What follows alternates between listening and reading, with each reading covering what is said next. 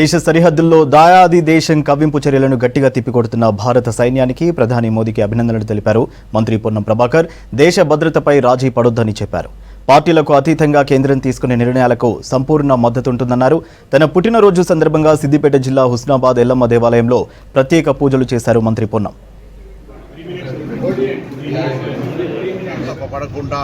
కవ్వింపు చర్యలకు పాల్పడుతున్న సంబంధంలో భారత ప్రభుత్వం గట్టిగా వ్యవహరించి నిన్న జరిపిన దాడులను దానికి పాత్ర పోషించినటువంటి వివిధ దళాలకు సంబంధించిన వాళ్ళందరినీ కూడా శుభాభినందన తెలియజేస్తూ ఉన్నాం.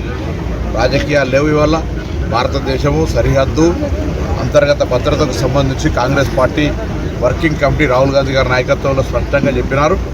భారత ప్రభుత్వ చర్యలకు మేము మద్దతునిస్తామని చెప్పి దేశ ప్రజలందరూ కూడా కోరుకుంటున్నారు. అంతర్గతంగా భద్రతంగా ఉండాలి.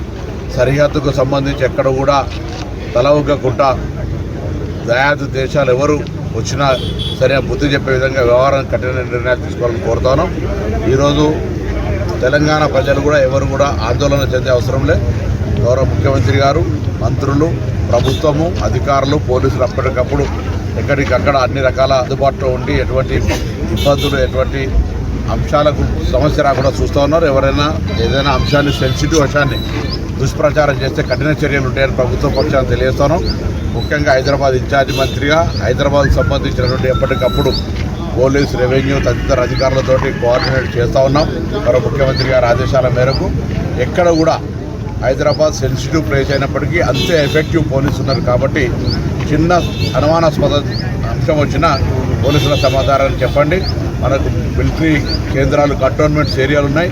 మనమంతా కూడా వారందరికీ అండగా ఉంటూ ఒక కాన్ఫిడెన్స్ క్రియేట్ చేయాల్సిన అవసరం ఉన్నది. కాబట్టి ఆ విధంగా ముందుకు పోవాలని సందర్భంగా కోరుతూ నా నియోజకవర్గ ప్రజల ఆశీర్వచనంతో నాయకుల యొక్క సహకారంతో నియోజకవర్గాన్ని అన్ని రంగాల విద్య, వైద్య, వ్యవసాయ, పారిశ్రామిక, టూరిజంతో సహా అన్ని రకాల ఉపాధి అవకాశాలు మెరుగుపరిచే విధంగా అభివృద్ధి